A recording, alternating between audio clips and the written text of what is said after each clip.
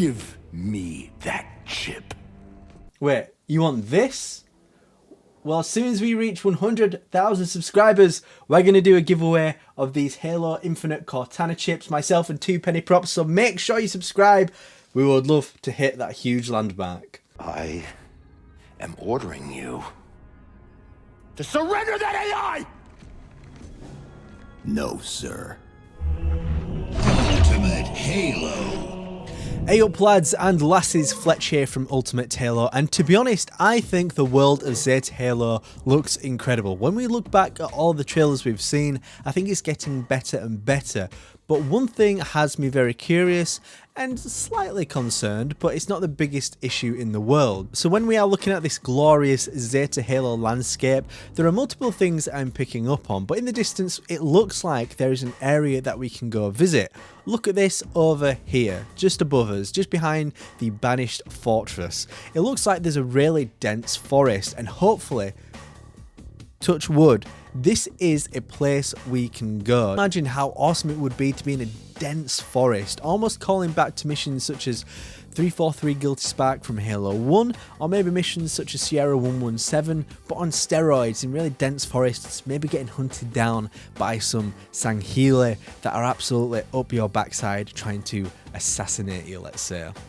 Okay, so that's all well and good, but it just feels like there's a lot of missing biomes. And I was watching Chris Raygun's video and he said it, and I've thought about it before, that there's no variety in that sense. So what I mean by that, I look at missions such as 2 Betrayals from Halo Combat Evolved, or the Ark from Halo 3, and it's a sand kind of desert map, which is awesome, and I think that kind of visual diversity lends itself a lot to Halo games. I always say this with The Legend of Zelda, as I'm sure many of you know I love by now. The Legend of Zelda has pretty much every environment possible: snow, desert, mountain, forest, water. It has everything, but this seems to be something that Halo Infinite's missing compared to other Halo games. Now okay, is it that big of a deal? I don't think it's a deal breaker, because looking at this world, it looks like it's crazy massive and there's going to be a metric load of stuff to do.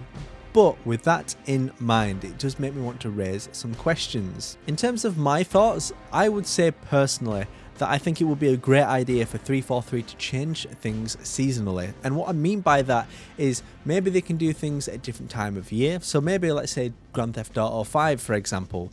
What that game does really well is it changes it to snow at Christmas time. Even things like that will make a dramatic difference to the experience of the game.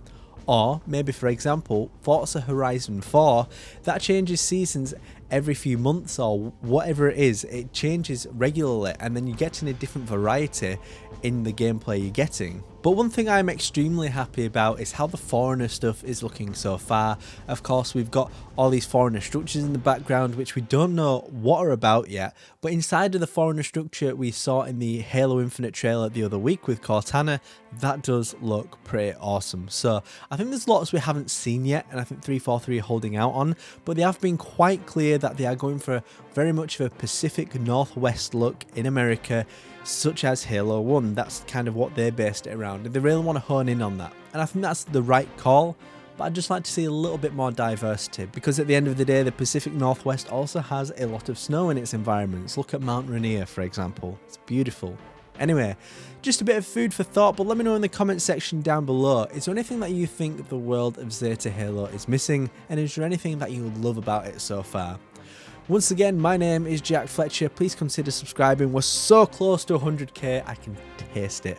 Anyway, I'll see you next time on the one and the only Ultimate Halo. Subscribe now to Ultimate Halo for more unfriggin' believable Halo content.